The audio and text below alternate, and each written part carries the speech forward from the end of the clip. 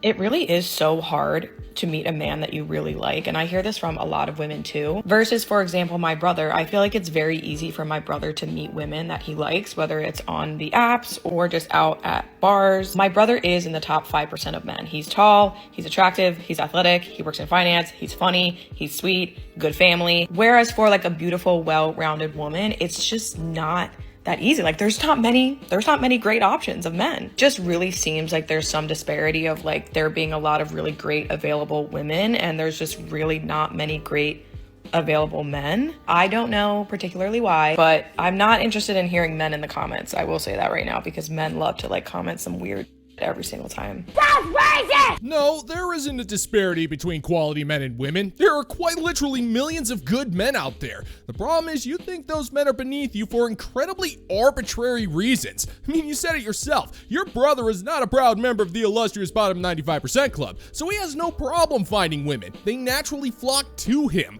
Modern women see an aesthetically pleasing man. He dresses well, has a great body, loads of money, and they immediately feel entitled to him. And once you have a taste of Chad, every other man pales by comparison, and that's not our fault. You can't waste your valuable years ignoring us and then turn around after 30 and blame us for your inability to let go of your unbridled hate. It doesn't work that way, sister. And if you want a man like your brother, then you're going to have to accept that the only way you're going to get anywhere close to him is that you're going to have to share him with your so-called great girl besties. That, you probably shouldn't be talking about your brother that way. It's just kind of weird. Incest, the game the whole family can play. My brother's my daddy. There is nothing more attractive than a man that is secure with himself and like knows how to show affection. I think a lot of men think that like it comes off as, oh, I'm all confident if they don't show affection, they don't show that they care. But that's literally the opposite. If you were confident, you would show that you care, because you don't care if they don't show it back. Like if they're not going to reciprocate it, you're fine. Like you're confident, you know? But if you're all like scared and don't want to like tell the girl how you feel or show your emotions, you're insecure because you're afraid of rejection. Want to know something? Second I saw you, couldn't help but think, now there's the kind of girl I'd call a real lemon. You know, I hate to break it to you, sister, but the reason why those men don't show affection is because they don't care. You're what the scholars would call settling material, and there are many men who are willing to reduce themselves to endure that particular brand of unnecessary torture. Those men are extremely confident. They know that there are literally hundreds of carbon copy women out there just like you. There's nothing worth being affectionate over. Sure, you may slum it with your goopy muck cavern of disgusting nightmares, but that's not affection. That's just the time-honored sport of itch scratchery. Now, you want these men to choose you. You fool yourself into thinking that he's just hiding his emotions from you, but he's not. He clearly doesn't care. And that doesn't change just because you think you're special. You're really not. You're just a carbon copy of the slew of brainless broads out there, and he has his pick of the litter. You know what? On second thought, I'm gonna walk that one back. You're not a carbon copy. You're a carbon copy of a carbon copy. You're smudged, barely readable, and you're so useless that you either get filed away for decades or you're gonna be found in the garbage, and that's the best you can ever hope for, sister. Hey, I want to make a toast. Here's to you. You know what I really want to know? No, and I don't care. I want to know why a fit girl, so like a girl that's pretty fit, that works out, takes care of herself, like what she eats and everything, can date a man who doesn't care about health, doesn't care about the way they look, they're not fit, they're out of shape, and so on. But how come men who are fit don't really date girls who aren't fit? Like, why can't it be the other way around too? Like, how come a man that's super fit and into fitness wants a girl that's really into that? What the hell are you talking about? Who are you talking to?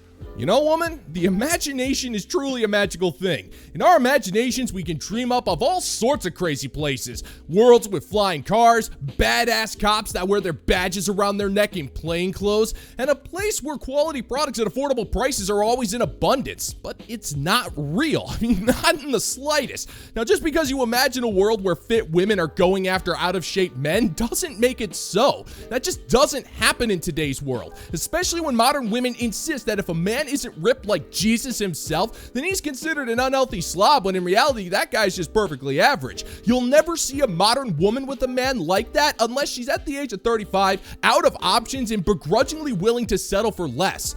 But to answer your question, if a dude works hard on his body and has the figure that women desire, then he's going to have his choice in the women that he wants. And if he wants a woman who's fit, then that's totally his business. He's not going to settle for an out-of-shape whale because he simply doesn't have to.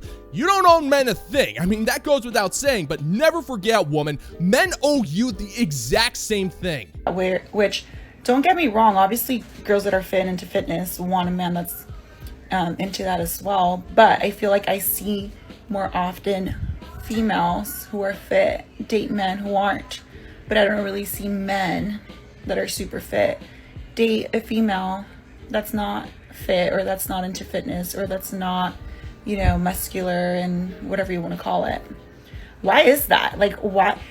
I truly think it's because us women usually go for what's inside of them and not the appearance. That's just my opinion.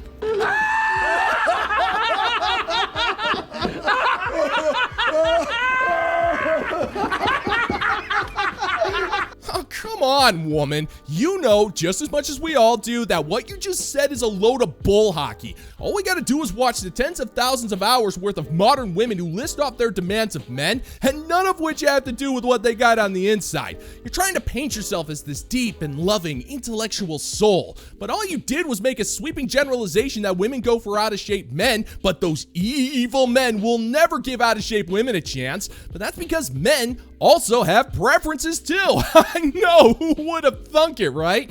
And when you take a second to consider that you think dudes like Jason Momoa have incredibly attractive dad bods, then we all know what you mean by dudes who are out of shape. And I'm gonna let you in on a little secret there, darling. Men are under no obligation to give you their attention regardless of your body type. They don't have to waste their time, energy, and money on you because you've already proven to them that you're incredibly ignorant, and you think that the Twilight movies are a documentary about traditional romance, and most men would rather be alone than deal with a woman who wishes for her man to turn her into a vampire because she's already got that department covered. Holy crap! You're strong in the Lord! In the power of his might! You're strong in the Lord! In the power of his might! Excuse me, miss, do you agree the way to a man's heart is through his stomach? I mean, I guess it depends on the direction of the entry wound. See, to get to the heart, you'd have to aim for the crotch first, through the stomach. Are you asking me if I can reach up through his back door into his stomach and then touch his heart? No. Give me like elbow-length gloves and like a tub of margarine, and I can see what I can do. At work, everyone always asks me to reach into the vending machines to pull out their stuck colas. Wait, did I say colons or colas? I meant colas. Depends. How big is his belly button? Yeah, like, how big is the hole? Say when. Right. Say when? No way. No, don't play that game. That's the joke. Oh, I get it. Modern women don't know how to cook and they hate men, so they think the best way to get to his heart is to murder him. Ha! Yeah, real funny.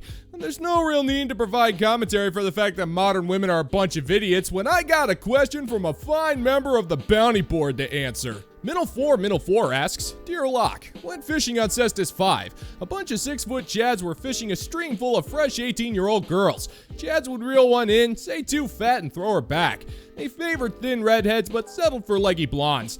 As they walked away with their catches, the girl always said, Will you commit? But it was catch and release only. What's going on there? Oh yeah, Cestus 5.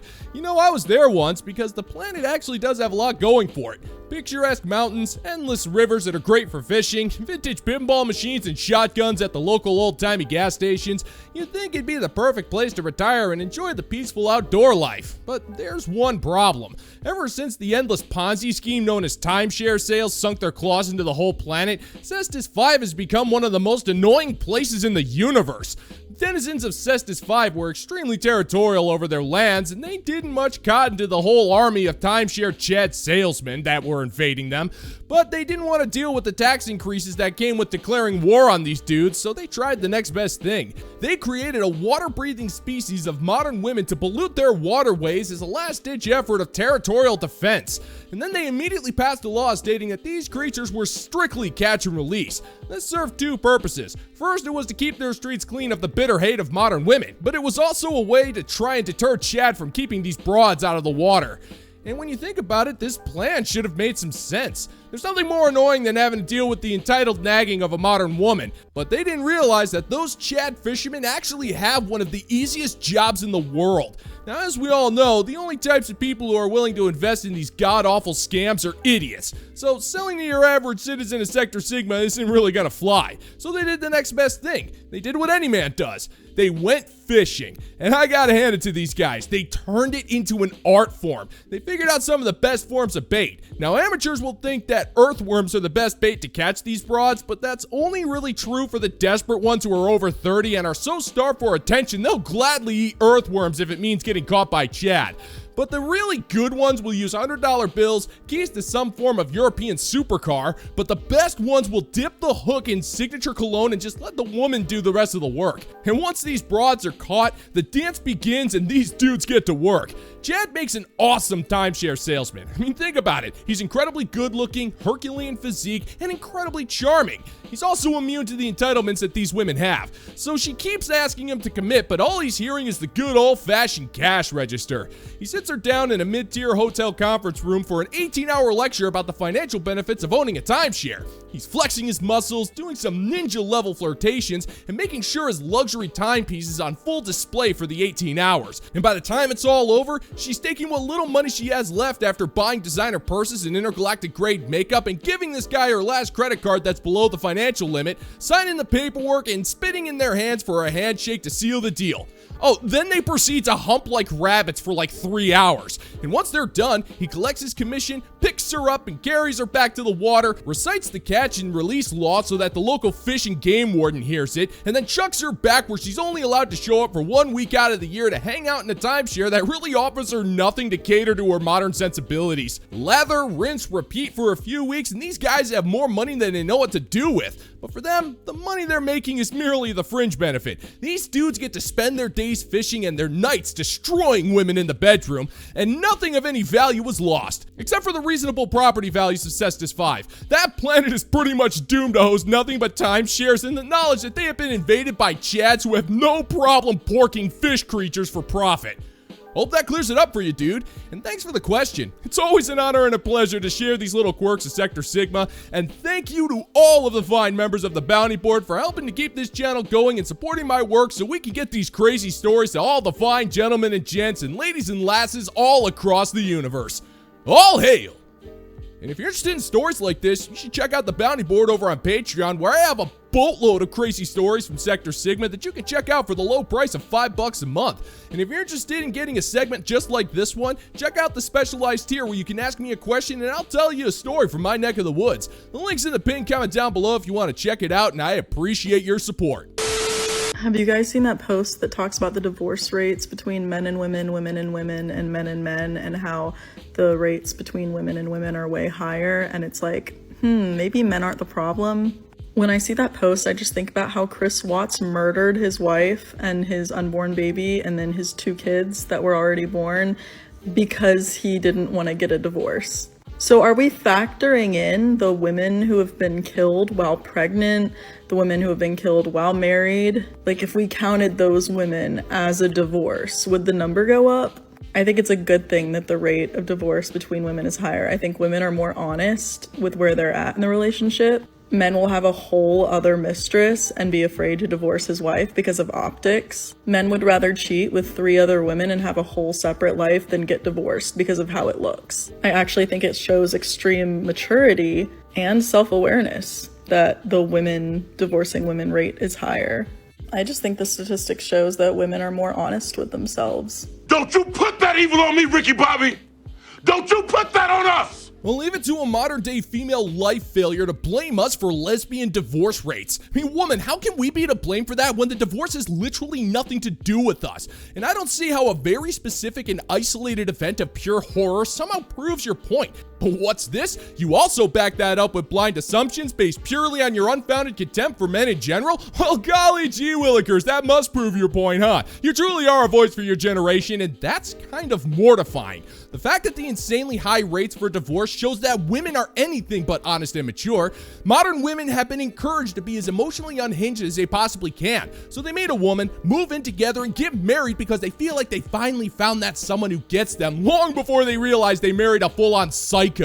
Those marriages are doomed to fail because it's based on pure emotion with no form of stability. And there's no honesty to be had because modern women are marrying each other not out of love, but just to spite us for the fact that we're men. And you can't even get that one right. And that's what you get for making your pure hate for us your main reason for getting out of bed in the morning. Show a little respect. So how many men have you slept with? I have had 3 boyfriends in my life, and 2 of them, unprompted, said almost verbatim the same thing. They said, obviously, you're not the most attractive girl in the world. I'm going to go out to bars and see girls that are more attractive than you, but I'll still pick you. I will still come home to you. The other one said to be realistic and said, look, I know that I'm not the most attractive guy in the world. You are not the most attractive girl, but I'm not with you for looks.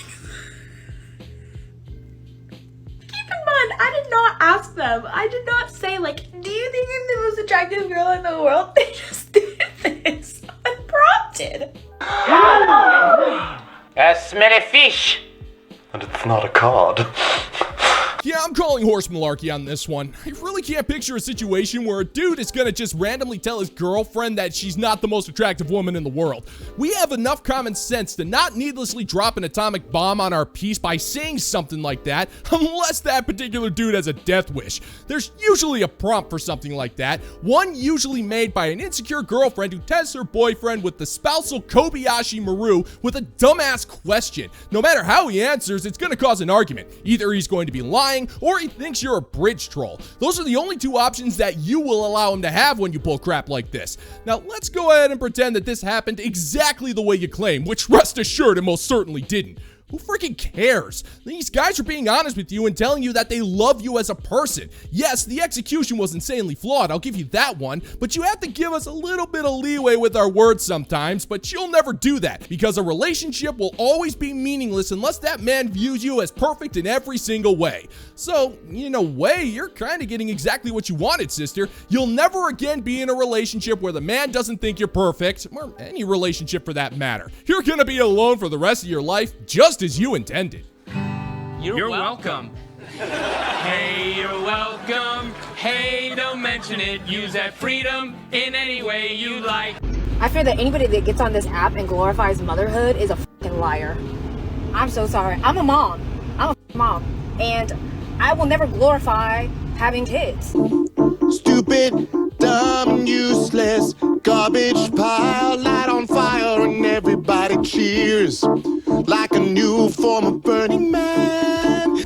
Like, they are cute when they're little. I swear, they're cute and they're sweet, whatever. But people need to be so for real about the hardships about motherhood. And whenever I see somebody getting on this app promoting like the trad wife, that type of thing, but they don't talk about the financial abuse that they're going through, and then how bad the kids are, and how crazy it is to sit there and like revolve your life around them without you having like a sense of yourself in there.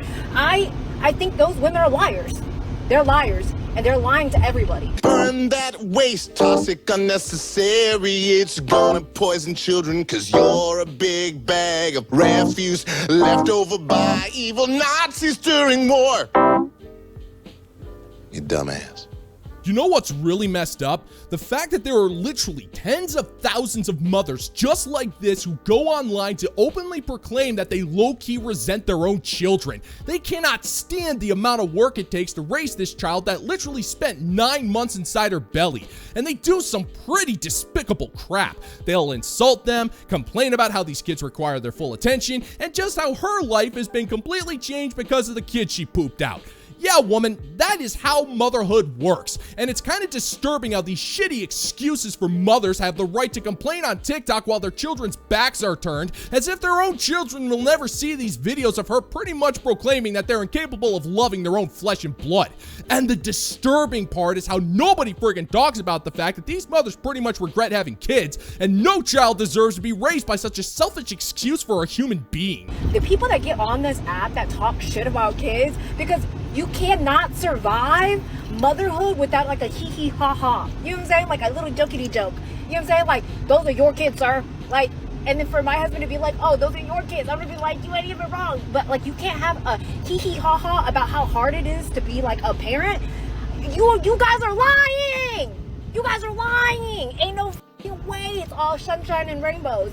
Quit getting on this app lying to the younger generation just because you want them to suffer like you do. I am a mom, and I will be so fucking for real. Whenever a friend of mine tells me they don't want to have kids, which majority of my girlfriends don't want to have any kids, I'm like, hell yeah, girl. Hell yeah, it's hard. It's hard out here for a pimp. Like,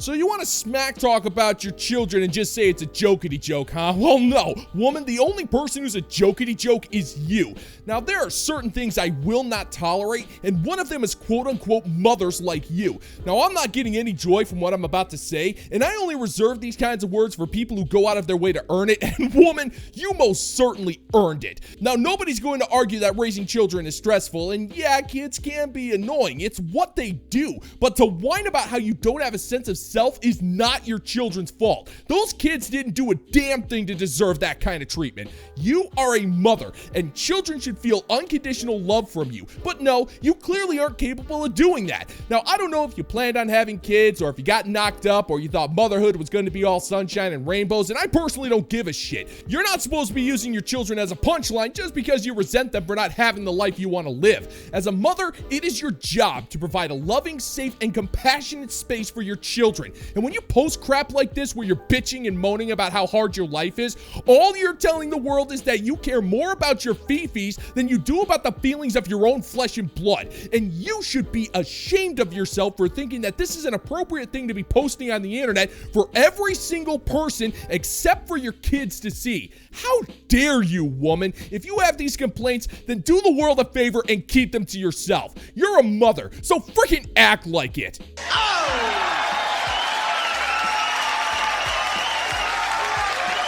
And that's gonna do it for today's video, gentlemen and gents. And as always, if you find that my particular brand of comedy is bringing you to the brink of laughter, then why don't you scroll on down and click that like and subscribe button, ring the notification bell, leave a couple of comments, and be sure to share this video so we can give the good old-fashioned middle finger to the YouTube algorithm. Thank you once again for checking out the new video, gentlemen and gents, and until next time, peace out, homies.